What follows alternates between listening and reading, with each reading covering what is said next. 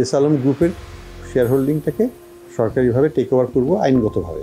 তারা যদি পুরো টাকা শোধ করে দেয় মালিকানা ফেরত পেতেও পারে। তাদের যে সাইফন করার ইচ্ছা ছিল সেটা তারা করে ফেলেছে, যা নেওয়ার নেওয়ার সেটা লুট করে ফেলেছে তারা।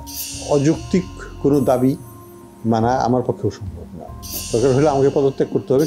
যারা এখান থেকে প্রচুর পরিমাণে অর্থ আত্মসাৎ করে চলে গেছে, তাদের যদি কোনো শেয়ার হোল্ডিং এখানে থাকে, নামে বা বেনামে যে নামে নিক না কেন, সেই শেয়ার হোল্ডিংটা আমরা কন্ট্রোলটা নিয়ে নিচ্ছি until realise the full amount. তার মানে এস আলম গ্রুপের শেয়ার হোল্ডিংটাকে আমরা সরকারিভাবে টেক ওভার করবো আইনগতভাবে এগেনস্ট তার লায়াবিলিটি। তারা যদি পুরো টাকা শোধ করে দেয় মালিকানা ফেরত পেতেও পারে, কিন্তু আমার তো মনে হয় না যে তাদের সেই উদ্দেশ্য আছে, সেই উদ্দেশ্যের ন্যায়ও নেই। They don't care about Islamic bank. তাদের যে সাইফন করার ইচ্ছা ছিল সেটা তারা করে ফেলেছে, যা নেওয়ার নেওয়ার সেটা লুট করে ফেলেছে তারা। কাজেই এখন এই যে ভগ্নাদশা আছে সেটাকেই উদ্ধার করতে হবে। এখান থেকে আমরা অবশ্যই 100 টাকা পাবো না, এটা নিয়ে কোনো সন্দেহ নেই। যেটুকু পাওয়া যায় সেটুকুই চেষ্টা করতে হবে।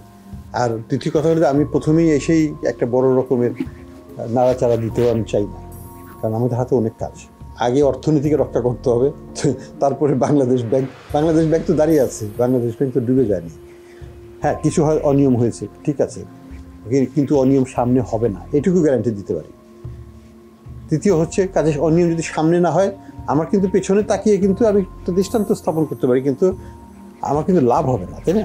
বরং আমার ডিস্ট্রাকশনটা যদি হয়, আমার দেশের ক্ষতিও হতে পারে। আমার এখনকার যে চ্যালেঞ্জটা হচ্ছে, অর্থনৈতিক চ্যালেঞ্জগুলো মোকাবেলা করার জন্য আমাদের কোঅর্ডিনেটেড ওয়েতে দ্রুত পদক্ষেপ নিতে হবে বিভিন্ন ক্ষেত্রে, যাতে বাংলাদেশ যেন ডিফল্ট না হয়, বাংলাদেশের পেমেন্ট হিস্ট্রি নিয়ে যেন প্রশ্ন না উঠে, আমরা যেন ফার্দার ডাউনগ্রেডেড না হয়ে যাই, আগামীতে কোনো বিশৃঙ্খল পরিবেশ সৃষ্টি হোক, এটা আমরা কেউ চাই না।